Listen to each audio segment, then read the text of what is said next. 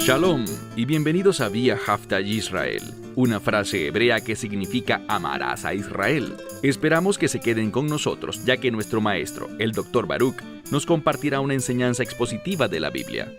El Dr. Baruch es profesor titular del Instituto Zera Abraham, con sede en Israel. Aunque todos los cursos en el instituto se imparten en hebreo, el Dr. Baruch se complace en compartir esta enseñanza en inglés con doblaje al español. Para más información, visítenos en amarasaisrael.org o descargue nuestra aplicación móvil Mi Estudio Bíblico. Aquí está Baruch y la lección de hoy. Queremos que Dios obre poderosamente en este mundo. Y bíblicamente, vemos que desde la ascensión del Mesías, Él ha obrado en lo que se denomina la eclesia local, esa casa de Dios, ese lugar para los que son llamados hacia afuera. Y eso es lo que significa eclesia, los que son llamados hacia afuera. Este término se traduce como iglesia, pero nos hace pensar en personas como Abraham y los que vio Juan en su visión en el libro de Apocalipsis, los que son llamados afuera, a salir de este mundo hacia su luz maravillosa, para ser testigos de su verdad, de su obra, y hacer esto para darle gloria y honra a Él. Dios obra poderosamente a través de la congregación local. Esa congregación puede ser formal, con su edificio y todo eso. Puede ser gigantesca, con miles de personas. O puede reunirse una vez o pocas veces a la semana en la casa de alguien. Puede moverse de un lugar a otro. Puede ser un grupo de 6, de 10, de 15, 20 o 30 personas, la cantidad que sea.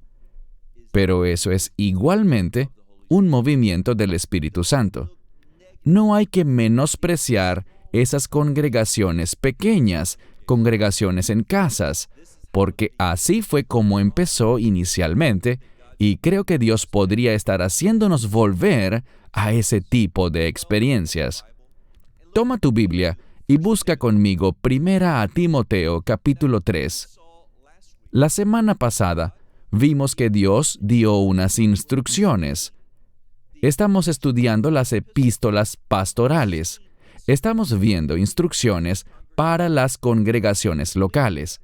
Y debemos tomar esto como mandamientos divinos, instrucciones que no deben ser infringidas.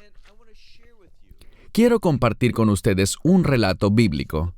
Es del primer libro de Samuel y tiene que ver precisamente con Samuel y también con Saúl. Samuel era un sacerdote. Él tenía un llamado en su vida. Pero el rey fue lo que la gente eligió, Saúl.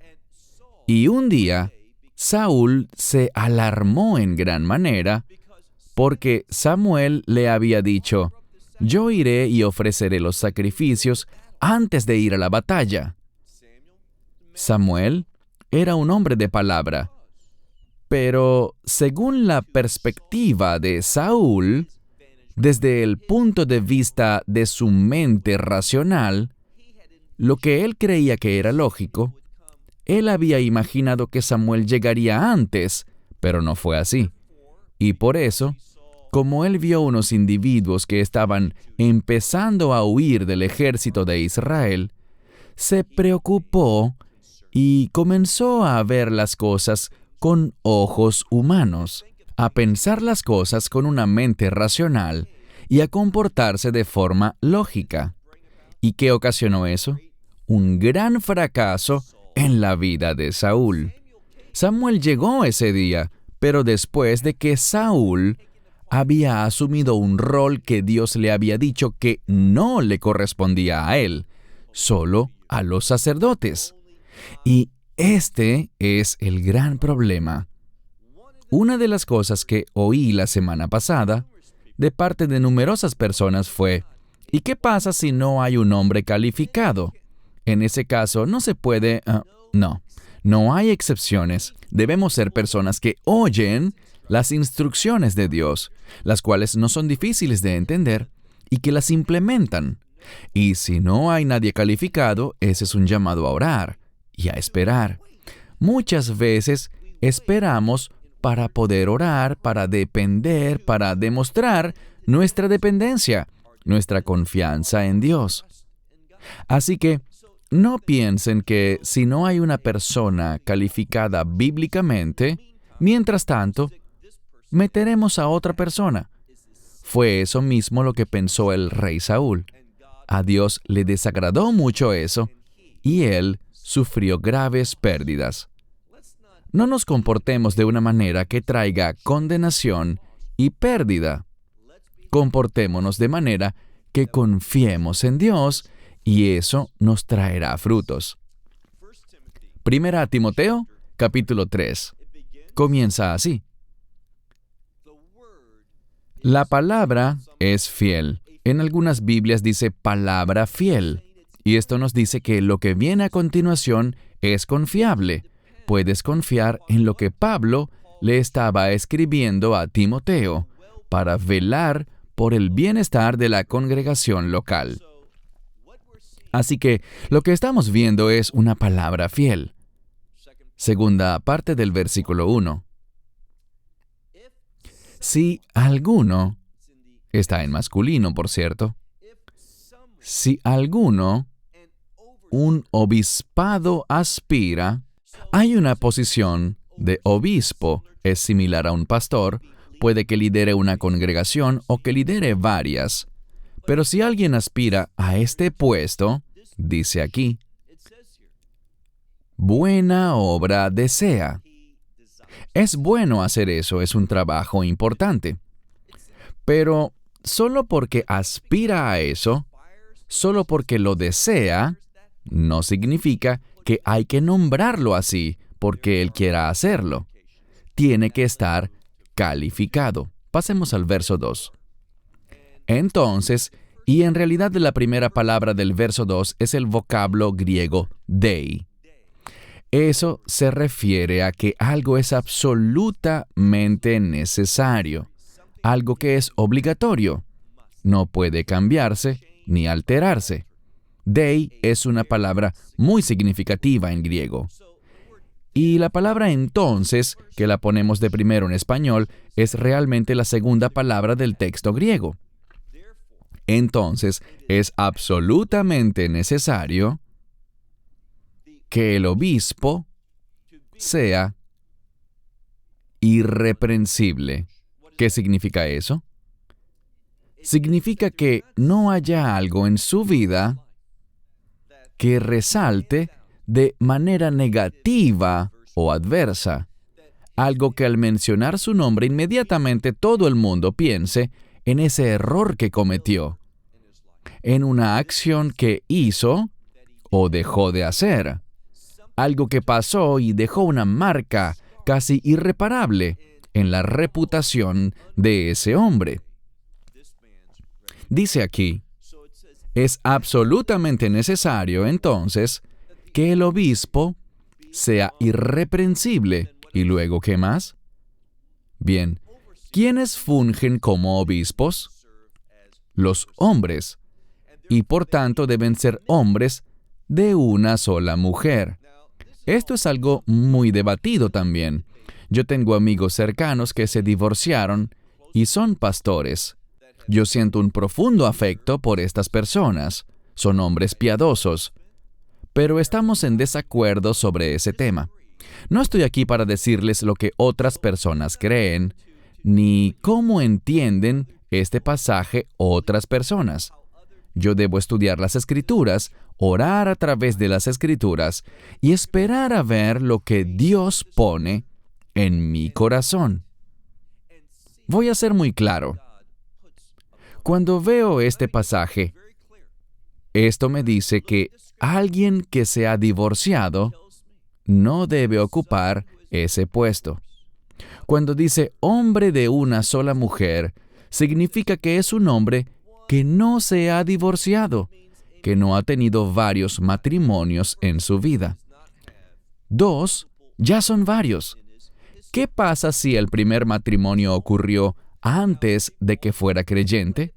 ¿Hay alguna escritura que diga que si ocurrió antes de llegar a la fe, no cuenta? No conozco ninguna. No sé de ninguna que diga eso. No podemos crear situaciones que no están mencionadas en la Biblia. Se habla del matrimonio y sabemos que el matrimonio es un pacto. Debe ser alguien que ha sido fiel en ese pacto del matrimonio. Eso es vital. Es un requisito absoluto. Es así como yo entiendo el texto. También hay personas que quieren darle otras interpretaciones a este verso. Pero el matrimonio, y no solo el matrimonio, pues se hablará también de los hijos que viven en la casa. Todos son aspectos que deben ser examinados. Recuerden que los sacerdotes no podían ser sacerdotes si se casaban con una mujer divorciada. Habían reglas muy estrictas respecto a la persona con la que un sacerdote podía casarse. Así que esto tiene una base, un paralelo en la Torá también. Les invito a leerlo en algún momento en el capítulo 21 de Levítico. Pero continuamos ahora. Entonces, es necesario que un obispo o supervisor, que esa persona sea irreprensible y hombre de una sola mujer. Hombre está en plural aquí porque estamos hablando de hombres que son obispos, pero tienen que ser de una sola mujer. ¿Importa si algo injusto le sucedió y es inocente? Tengo un buen amigo que está exactamente en esa situación. Él no cometió ninguna falta y su esposa incluso testificó ante la congregación que él es un buen esposo, pero que ella quiere dejarlo. No quiso continuar con el matrimonio, encontró a otro y se fue. Tú dirás, ¿no es injusto que eso lo perjudicara a él? Bien, les diré algo. El pecado perjudica a personas inocentes. Hay consecuencias. El matrimonio es importante y es también uno de los requisitos para poder ocupar este tipo de cargos. Hombre de una sola mujer. Y luego la siguiente palabra significa estar intoxicado. Así que dice que nunca debe estar intoxicado. Y luego dice, de sano juicio, alguien que piensa bien las cosas. Y pensar bien implica hacerlo de acuerdo a las instrucciones de Dios, a su consejo. No tomar decisiones apresuradas, no tomar decisiones según lo que está de moda, lo que es conveniente, lo que ayuda a los propios deseos, lo que uno cree que es mejor. Nunca hay que tomar decisiones desde tu propio punto de vista. Deben tomarse desde la perspectiva de Dios, buscar su mentalidad, buscar su perspectiva y así tomar decisiones sensatas. Y luego dice otra característica que debe tener esta persona. Es la palabra adecuado o apropiado. Es decir, que cuando alguien vea y trate a esta persona, dirá, sí, puedo ver que él es adecuado para ese puesto, que es un candidato apropiado para este llamado, teniendo en cuenta los requisitos. Luego dice también, alguien que ama a los extraños. Muchos interpretan que esto significa mostrar hospitalidad a los que pasan por el lugar. La razón de esto es para que fuera un testimonio, para que dejara un impacto en esas personas que pasaban por allí y se quedaban 1 o 2 días. Así que debía ser hospitalario. Y después dice, apto para enseñar. Pues esto es algo fundamental. Veremos hacia el final de la lección que un obispo, un líder, un supervisor, de hecho el término pastor suele mencionarse como maestro y pastor. No es solo pastor, sino que además sabe cómo hacer uso de la palabra de Dios. Así que debe ser apto para enseñar. Verso 3. Antes leímos que el obispo no debe estar intoxicado. Ahora dice aquí, y no ser entregado es decir, que no esté influenciado, que no se deje llevar por el vino, que el alcohol no gobierne su vida, que no lo conduzca a ningún tipo de decisiones. Les comento que, desde mi perspectiva, yo creo que lo mejor es no ingerir licor nunca. Pero aquí él hace la advertencia de que no esté intoxicado, de que no sea alguien, como dice aquí, que esté entregado al vino, que no sea golpeador, es decir, que no sea una persona violenta, y que no sea codicioso, es decir, que no sea alguien que busque todo el tiempo enriquecerse. Eso es lo que él quería indicar. Más bien, dice aquí, debe ser alguien condescendiente, es decir, que no es alguien que cae fácilmente en conflicto, que no anda esperando siempre una oportunidad para discutir. Dice aquí, que sea condescendiente o gentil, y la siguiente palabra significa algo relacionado con el conflicto, y luego expresa que él no es de esa manera. Es condescendiente y no cae fácilmente en conflictos. Y luego dice que no sea amante del dinero. No es codicioso, no busca enriquecerse y no ama el dinero. Y la implicación es que tampoco ama las cosas que el dinero puede dar. ¿Por qué? Porque si ese es su carácter, él comenzará a dirigir la asamblea local con el fin de obtener riquezas, buscando aquello que le dé más ganancias, que le dé más riquezas, que le dé más recursos, más posesiones. Y al final será manipulado fácilmente por la gente y por el enemigo. Así que dice que no sea amante del dinero. Pasemos ahora al verso 4. Ahora hablamos de su vida hogareña. Y lo importante es, dice, su propia casa, literalmente es la propia casa de uno, no tiene el pronombre posesivo masculino, sino que dice la propia casa de uno bien administrada. Que esté gobernando esa casa, su propio hogar, y dice, y que lo haga bien, y que tenga a sus hijos en sujeción con toda, noten lo que dice, con toda seriedad. La palabra seriedad, algunas Biblias la traducen como honor, quizá porque está más relacionada con los hijos, pues los hijos deben honrar a sus padres. Pero no es la palabra usual para honor, sino que es la palabra para ser serios. Ver una situación y comprender el valor de esta, comprender lo que está pasando, dar el justo valor, respetar el asunto como es debido. Y ya que estamos hablando del hogar, la familia es muy importante. Dice aquí, que tenga a sus hijos en sujeción con toda seriedad. ¿Por qué?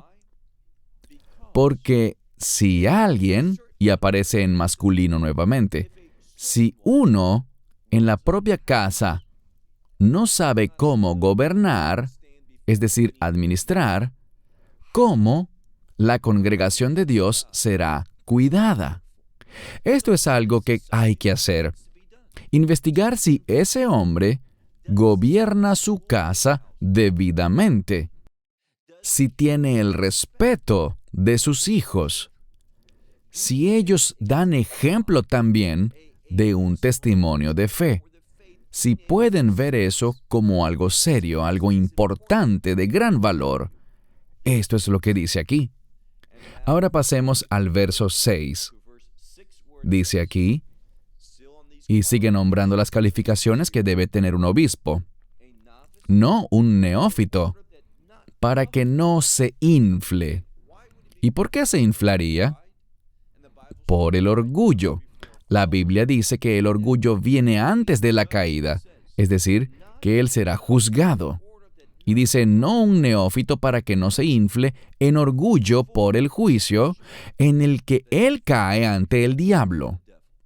Es decir, que no permita que ese ser diabólico, ese tramposo, ese mentiroso, pueda dominarlo debido al orgullo, pueda controlar su vida y manipularlo, llevarlo a juicio, a la vergüenza, al fracaso, a tener un testimonio impío y traer menosprecio a esa asamblea local. Verso 7. Pero, y vuelve a salir esta misma palabra, pero es necesario, el término griego dei, absolutamente necesario. Es una necesidad absoluta. Dice, pero es necesario que él también tenga buen testimonio de los de afuera. Entonces, no se trata solamente de los demás creyentes, sino también que la gente de afuera lo respete. Es decir, fuera de la comunidad de creyentes, fuera de las congregaciones locales. Que los que no son creyentes también lo consideren un líder, lo consideren como una persona valiosa, alguien a quien respetar, alguien a quien ven capaz de fungir como líder espiritual en una comunidad local. Es necesario, continuamos leyendo, que él también buen testimonio tenga de los de afuera para que sin reproche, es decir, que en reproche no caiga, y dice aquí, ni en el lazo o la trampa del diablo. Elijan a alguien que también sepa demostrar su fe en el exterior. Alguien que no sea un neófito, alguien que tenga buena reputación para que en reproche no caiga, es decir, no caiga en la trampa del enemigo. Ahora pasemos al verso 8. Los diáconos, asimismo. Ya vimos el puesto de obispo, de líder, de supervisor de una congregación local o quizás de varias congregaciones. Pero ahora pasamos al diácono. Un diácono es una palabra griega que significa siervo, pero es un siervo distinguido, un siervo líder.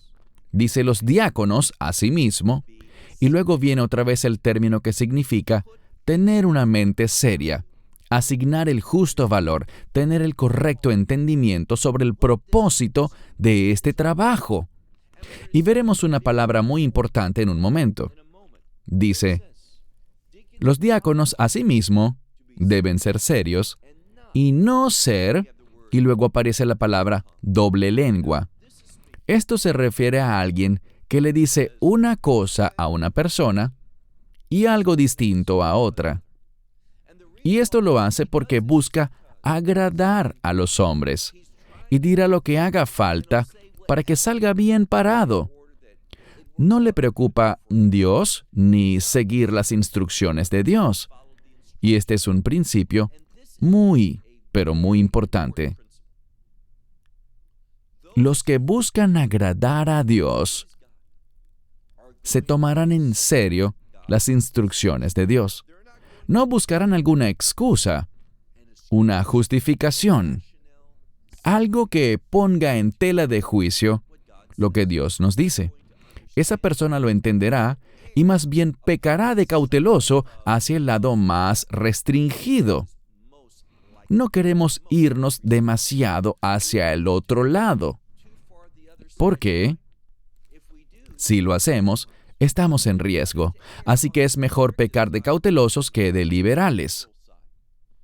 Dice aquí, los diáconos, asimismo, sean sensibles, no con doble lengua, no dados al mucho vino, y dice que no sean, y aparece esta palabra que significa alguien que es codicioso o que busca las riquezas. No ocupen esos puestos para enriquecerse. No se trata de eso. Si lo hacen, serán manipulados por el enemigo. Se empezará a deformar su teología y sus convicciones. Se verán envueltos en la duda y harán cosas queriendo agradar a otros porque considerarán que son ellos las fuentes de las bendiciones y no Dios. Estas personas, dice aquí, no pueden ser codiciosas ni buscar enriquecerse. verso 9. ¿Qué deberían hacer? Dice, tener el misterio de la fe con limpia conciencia. Una conciencia limpia es aquella que no ha sido corrompida por el enemigo. ¿Qué corrompe la conciencia? Las mentiras, la falsedad. Eso que está en conflicto con la palabra de Dios. Una mala teología corrompe la conciencia. Así que dice aquí muy claramente que debemos ser individuos que tengan el misterio de la fe con limpia conciencia. Verso 10. Y también estos que cumplen con todos esos requisitos, dice, también estos que sean probados primero, que tengan un testimonio histórico de que cumplen con estos requisitos y que viven su fe. Ese misterio de la fe sin hacer concesiones. Dice, y estos sean documentados, sean probados primero, luego que sirvan siendo sin mancha.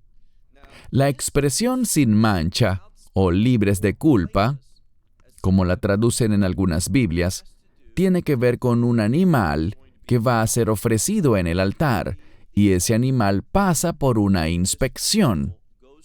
Es muy significativo que aparezca esa palabra aquí. Va en línea con todo ese concepto. Que sean probados, que tengan una reputación, un historial, un testimonio, una trayectoria de compromiso demostrado al Señor que comprueba que tiene las cualidades para ser un líder piadoso.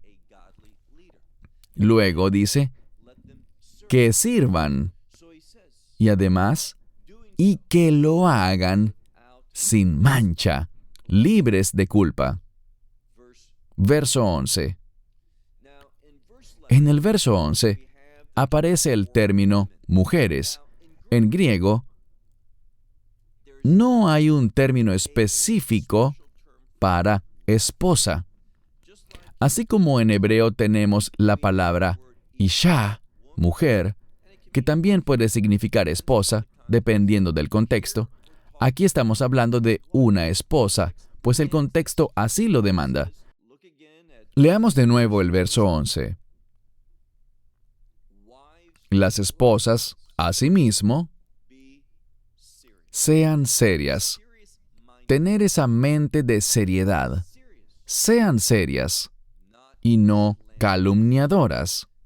Es decir, que si hay un obispo o un diácono y sus esposas se ponen a calumniar a otros, ¿qué significa calumniar? Es hablar de un modo que caracteriza negativamente a otra persona, sea necesario o no. Sea verdad o no, uno debe procurar alejarse de eso, no hablar de esa manera, no difamar a otros.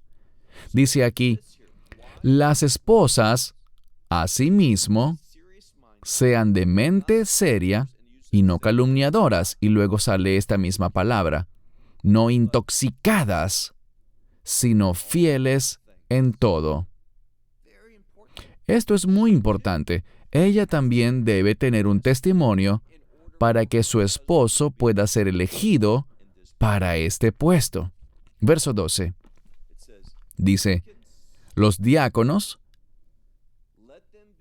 sean, y vemos el mismo requisito del obispo, hombres de una sola mujer. Los diáconos deben ser hombres de una sola mujer, y aplica lo mismo de antes. En mi opinión, el divorcio significa que la persona no puede ser pastor, diácono u obispo. Deben ser hombres de una sola mujer. También dice, los hijos sean administrados bien y las propias casas. Es muy parecido a lo que vimos antes. Él debe ejercer un liderazgo de manera adecuada en su hogar y sobre sus hijos también. Verso 13. Porque los que sirven bien, los que habiendo servido bien, dice, adquieren para sí un alto rango o un buen rango. Esta palabra es similar a la milicia, donde hay diferentes rangos. Hay sargentos, capitanes, coroneles, generales. Va ascendiendo. Nosotros debemos madurar y a medida que ejercemos un rol, podemos avanzar a otro de mayor responsabilidad, mayor potencial y cosas así. Bien, dice aquí, porque los que han servido bien, o tras servir bien, adquieren para sí un buen grado, un buen rango y mucha confianza en la fe en el Mesías Yeshua. Esa última parte del verso es muy especial, porque nos está diciendo lo siguiente: a medida que sirves bien, irás ascendiendo. Dios te irá dando asignaciones mayores, más responsabilidad, más recursos para llevarlas a cabo. Serás usado en mayor manera por el Señor, y esto te hará madurar y estar confiado, tener confianza en la fe, confianza en el Mesías. ¿Por qué nombra esas dos cosas, confianza en la fe y en el Mesías? Esto hace que nos demos cuenta de que todo gira en torno a Él. Son sus provisiones, es su presencia. Al crecer, la fe no es solo lo que yo creo, sino que la fe se convierte en Yeshua. Él está en nuestra vida dirigiéndola, ministrando nuestra vida. Él se convierte en algo cada vez mayor. Esto es lo que decía Juan el Bautista: yo debo menguar y Él debe crecer en mi vida. Nos perderemos en Él.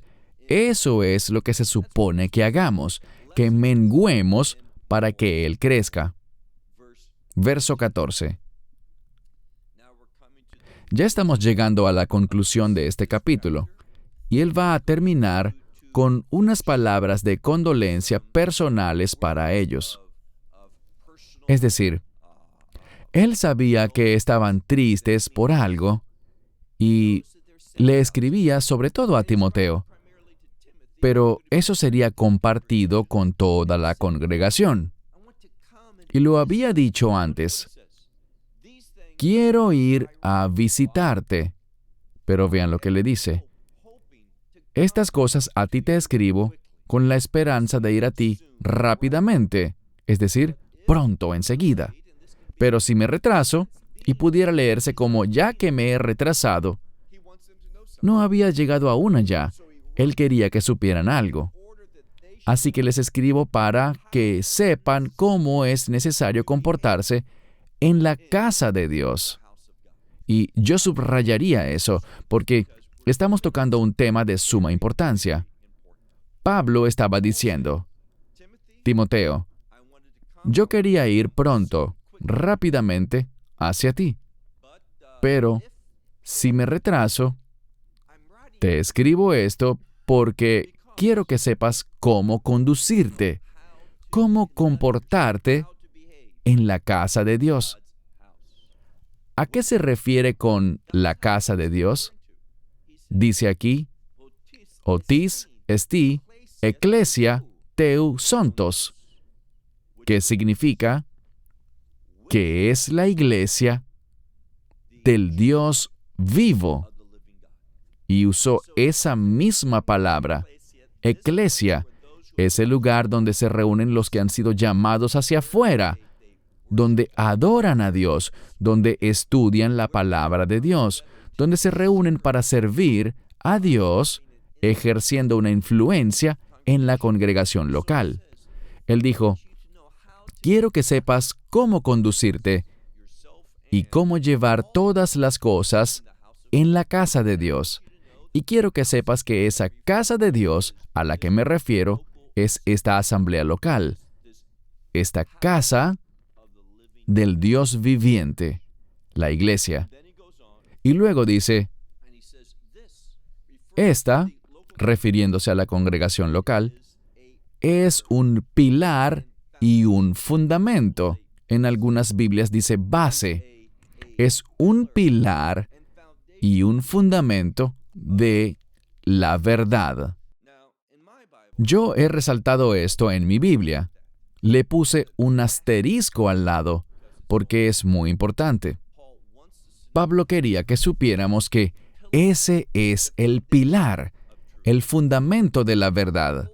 Si no nos mantenemos firmes en la verdad de Dios dentro de la asamblea local, el mundo no tendrá un pilar ni un fundamento. No se podrá construir nada. Por eso es tan importante que afirmemos la verdad de Dios y que no hagamos concesiones con ella. Me han llegado más respuestas por correo electrónico respecto al mensaje de la semana pasada que tocaba el tema de las mujeres que predican y enseñan a los hombres, y en muchos de estos correos exponían un razonamiento basado en conjeturas humanas, basado en lo que parece correcto según sus propios ojos, y nunca hablan de la verdad de Dios. Este es el pilar y el fundamento de la actividad de Dios en este mundo. No la infrinjas. Mantente fiel a eso.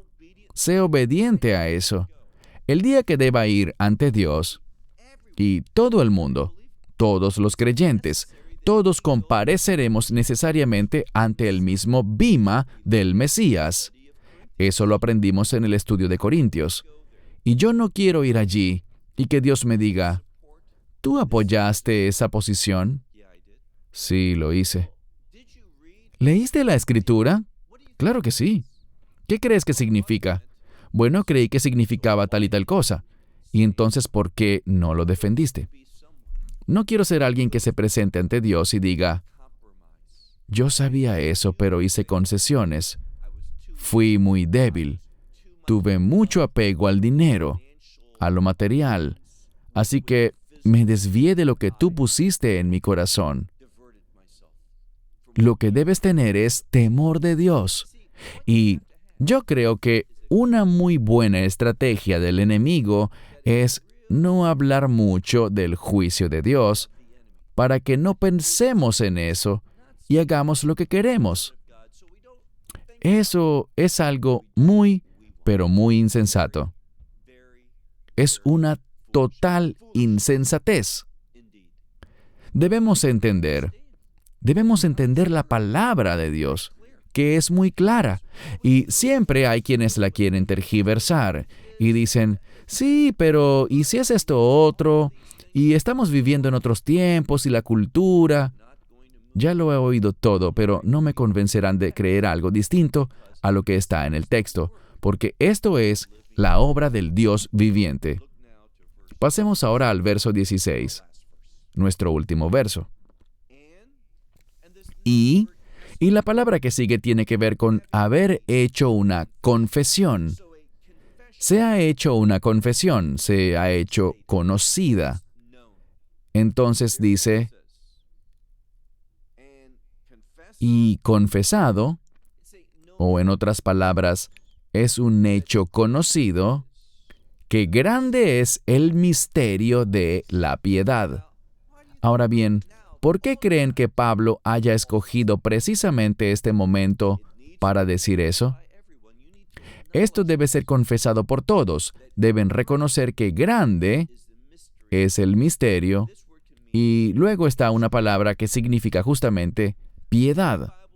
En algunas Biblias aparece como fe, pero aquí habla de piedad, y eso se refiere a alguien que está preocupado por desviarse a un lado o al otro y alejarse de lo que Dios dice. A mí me preocupa más el modo en que Dios me ve que lo que ustedes o cualquier persona puedan pensar de mí. Porque ustedes no son mis jueces, ni yo soy juez de ustedes. El nombre Daniel nos recuerda que Dios es mi juez. Yo debo rendirle cuentas a Él. Así que prefiero pecar de cauteloso y decir, el texto decía esto, y yo creí que eso era lo que significaba, Así que fui fiel a lo que el Espíritu de Dios me dio. No hice concesiones. Dice aquí, grande, y la palabra es mega. Grande es el misterio de la piedad. ¿Y qué vemos aquí? Esta es una especie de bendición, una especie de declaración de admiración. Dice, Dios fue manifestado en la carne. Esto es muy importante. Alguien puede decir, la Biblia no habla de la divinidad del Mesías. ¿En serio? ¿Y qué piensas entonces de esto? Dice que Dios fue manifestado en la carne. Y veremos que aquí está hablando de Yeshua, de Jesús. Dice, Dios fue manifestado en la carne y fue justificado en el Espíritu. ¿Qué es justificado? Aquí está hablando de que Dios probó, Dios demostró que todo lo que hizo el Mesías fue justo. Esto es una referencia al Espíritu de Dios cuando fue hasta el cuerpo sin vida de Yeshua y lo resucitó de entre los muertos. Ahora bien, su espíritu nunca murió, el espíritu nunca muere, no cesa de existir. Va a uno de dos lugares posibles. No hablaremos sobre el tiempo anterior a este, el Sheol, el seno de Abraham, el Gehinom o el infierno. Pero aquí habla de que Dios se manifestó en la carne y fue declarado justo. Ese que se manifestó en la carne, Yeshua, fue justificado en el Espíritu, refiriéndose a la resurrección y a la confirmación de Dios. Él fue visto por, puede que tu Biblia diga ángeles, lo cual está bien. Quizás la palabra ángeles en este sentido pueda ser la palabra mensajeros, esos apóstoles. Así que podría tratarse de esos siervos mensajeros que lo vieron. ¿Y qué hicieron ellos? Ellos lo proclamaron entre las naciones. Y él fue creído en el mundo, en todo el mundo. Y finalmente, sabemos algo. Esto habla del Mesías, de su encarnación, su crucifixión, su resurrección. Al final habla simplemente de que Él ascendió, Él fue ascendido en gloria. No sé ustedes, pero yo creo en esto. Yo creo que Yeshua es ciertamente Dios. Cuando Él caminó en este mundo, era Dios hecho carne. Yo creo que Dios demostró con la resurrección que Él recibió todo lo que hizo el Mesías. Él resucitó de entre los muertos para dar a entender que Él es el Hijo del Dios viviente. Hubo un testigo que dio testimonio de lo que vio que estaba vivo, que había resucitado de entre los muertos. Lo proclamaron en las naciones y Él fue creído en todo el mundo. Y por supuesto, Dios Padre lo recibió allá en el cielo, con la ascensión. Eso es muy importante. Te pregunto algo.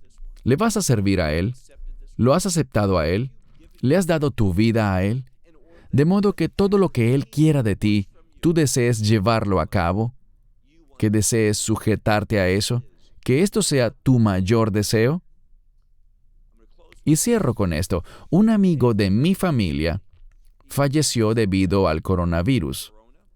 Tenía 73 años.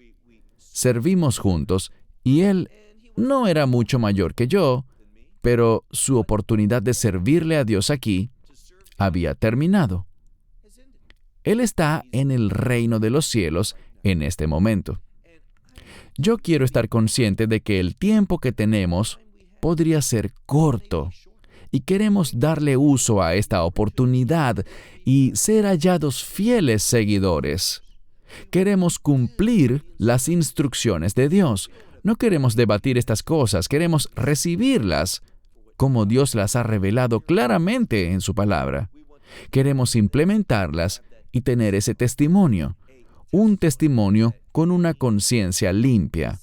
Este es el deseo de mi corazón y confío que también será el tuyo. Hasta la próxima semana, cuando nos reuniremos una vez más. Que Dios les bendiga. Shalom desde Israel. Shalom from Israel. Esperamos que te hayas edificado con el mensaje de hoy y lo compartas con otros. Te invitamos a seguir nuestros estudios cada semana por este canal y por el portal de YouTube de Amarás a Israel. También puedes descargar nuestra aplicación móvil gratuita, Mi Estudio Bíblico. Finalmente, para obtener más información sobre nosotros, visita nuestra web amarasaisrael.org, donde encontrarás otras conferencias de Baruch en audio, video y texto. Hasta el próximo programa. Que el Señor te bendiga en Yeshua HaMashiach, Jesús el Mesías, mientras caminas con Él. Shalom desde Israel.